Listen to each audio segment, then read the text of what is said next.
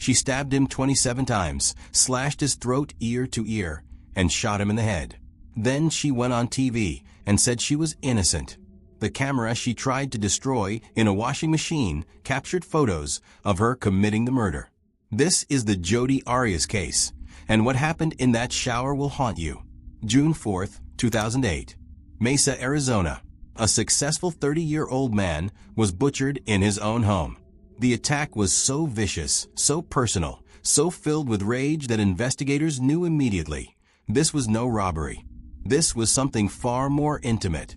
His name was Travis Alexander. And the woman who killed him? She was 27-year-old Jodi Arias. She claimed she loved him.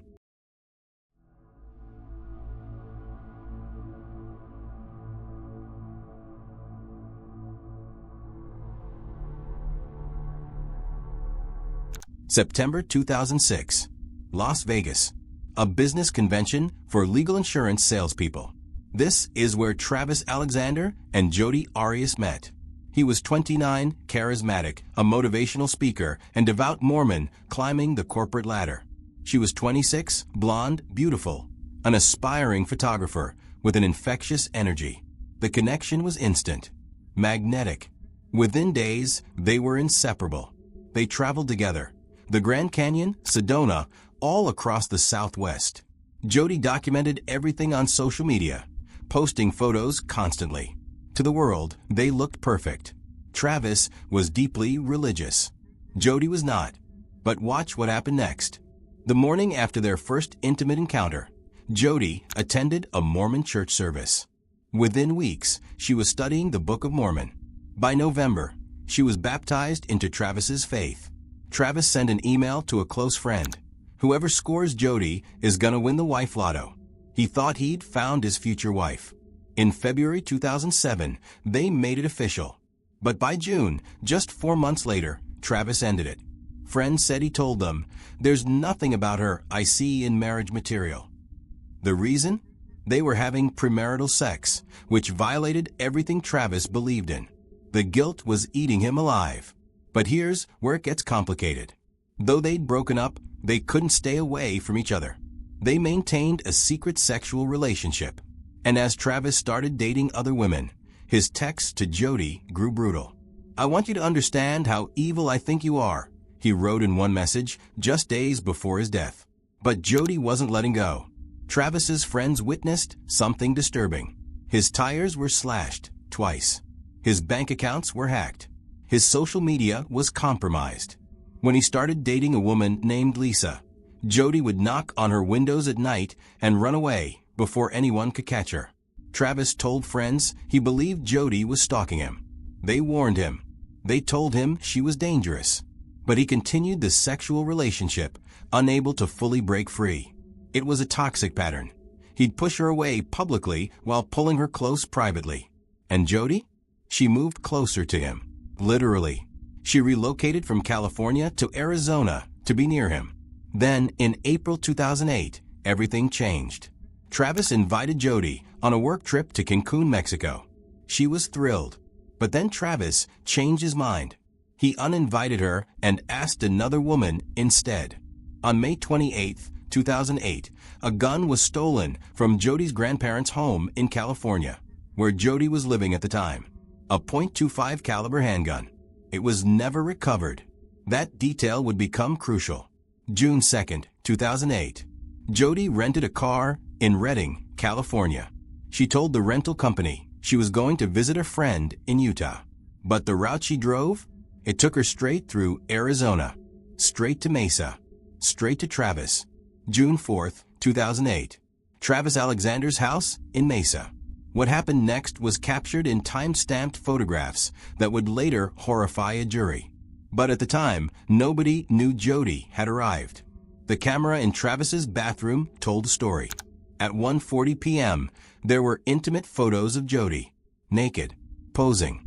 Then photos of Travis, also naked, also posing. They'd had sex that afternoon. Then, at 5:22 p.m., Travis was in the shower. The camera captured him from various angles as water cascaded over him. 5:29 p.m. The photos show Travis sitting in the shower looking directly at the camera. Then suddenly, chaos. Blurred images. The ceiling. The floor. The camera had been dropped, but the camera kept shooting. 2 final accidental photos were captured. One showed Travis's body, covered in blood. Another showed what appeared to be Jodi, dragging his body across the bathroom floor. The timestamp? 5:32 p.m. In 3 minutes, Travis Alexander was annihilated. 27 stab wounds. Some defensive, showing he'd fought back. Others were deep, penetrating wounds to his back, his chest. His throat was slashed so deeply it nearly decapitated him, and a gunshot wound to his forehead. The scene was catastrophic. Blood everywhere. The bathroom floor, the walls, the sink, the hallway. So much blood that investigators initially thought multiple people had been killed. This wasn't a quick murder. This was sustained, violent, rage-fueled overkill. After killing him, Jodi tried to cover her tracks. She put the camera in the washing machine, hoping to destroy it. She dragged Travis's body back to the shower. She attempted to clean up, but she left behind something she couldn't wash away, her bloody palm print in the hallway. Then she left.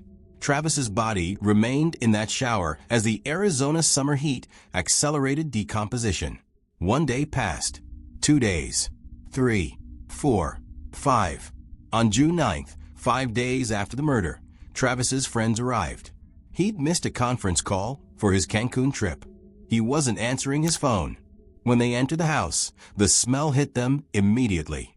They found him in the shower, decomposing in the heat. Police began their investigation immediately. The bloody palm print, the camera in the washing machine, the recovered photos. Within days, they had a suspect, Jodi Arias. June 19, 2008.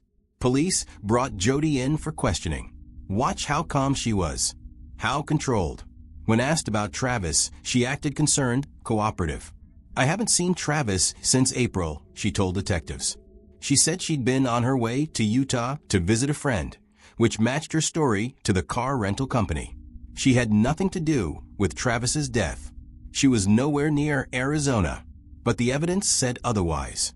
Her palm print, her DNA mixed with Travis's blood, the photos from his camera showing her there that day.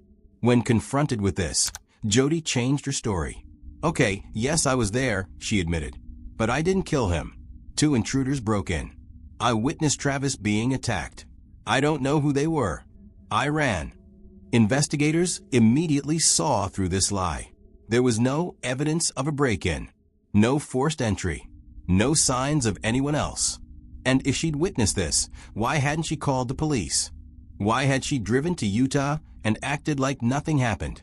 On July 15, 2008, her 29th birthday, Jodi Arias was arrested and charged with first-degree murder.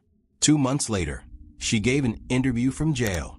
She repeated the intruder story, but with more confidence now, more details. She said no jury would ever convict her because she was innocent. But something interesting happened over the next 4 years as she sat in jail awaiting trial. Her story changed again. January 2nd, 2013. The trial of Jodi Arias began. The courtroom was packed. Media trucks lined the street. This case had already become a sensation. The beautiful defendant, the brutal murder, the bizarre behavior. The prosecution's case was methodical. They presented the timeline, the forensic evidence, and the photos. They argued this was premeditated murder, fueled by jealousy and rage. Jodi had stolen the gun weeks earlier. She'd rented a car to avoid being tracked. She'd driven to Arizona with murder on her mind. Then the defense presented their strategy. And this is where the trial became unprecedented. Jodi Arias took the stand in her own defense. For 18 days, she testified. The jury submitted over 200 questions for her, because now Jodi had a third story, and this one was dramatically different. She claimed self-defense. She said Travis had been abusive throughout their relationship, physically, emotionally, sexually. She painted herself as a victim of domestic violence who had finally fought back when he attacked her. According to Jodi's testimony, On June 4th, she'd been taking photos of Travis in the shower when she accidentally dropped his new camera. Travis became enraged. He attacked her. She ran. He chased her. And in fear for her life, she grabbed the gun and the knife and defended herself. But the prosecution tore this story apart. Why had she taken the gun and knife with her? Why were there 27 stab wounds if this was self-defense? Why was Travis shot in the head after he was already bleeding out from his throat being slashed? Why had his wounds shown he was attacked while sitting or crouching, not charging at her? Travis's friends testified. They said he'd never been violent. They said Jodi had been the aggressor, the stalker, the one slashing tires and hacking accounts. Text messages showed Travis trying to distance himself from her, not abuse her. The trial became a media circus. Television networks provided live, unedited coverage. Social media exploded with opinions. Millions of people watched daily. The case had everything: sex, religion, obsession, murder, and a defendant who seemed to perform on the stand rather than testify. May 8, 2013. After months of testimony, the jury reached a verdict: guilty of first-degree murder. The prosecution sought the death penalty. During the sentencing phase, the jury had to decide if Jodi Arias should die for her crime. But they deadlocked. They couldn't agree. A mistrial was declared in the penalty phase. A second penalty phase began in 2015 with a new jury. Again, they deadlocked. Under Arizona law, when juries can't agree on death, the judge must impose a life sentence. April 13, 2015. Jodi Arias was sentenced to life in prison without the possibility of parole. She's currently serving that sentence in Arizona. She will never be free. At 44 years old, she spent the last 16 years behind bars. And according to all accounts, she still maintains she was defending herself. Travis Alexander was 30 years old when he died. His friends described him as funny, ambitious, someone who loved life. His family never got closure. The trial forced them to relive his death over and over, watching the photos, hearing the details of how he suffered. And that camera, the one Jodi tried to destroy in the washing machine, became the star witness. The timestamp photos told the story Jodi couldn't lie her way out of. Technology preserved the truth she tried to wash away. Hit that subscribe button right now. Turn on notifications, because we're diving deep into cases that expose the darkness hiding in plain sight. Until next time, remember Travis. Remember that behind every true crime story is a real person whose life was stolen. And remember to trust your instincts. If something feels wrong, it probably is. Because sometimes the most dangerous person is the one who claims to love you the most.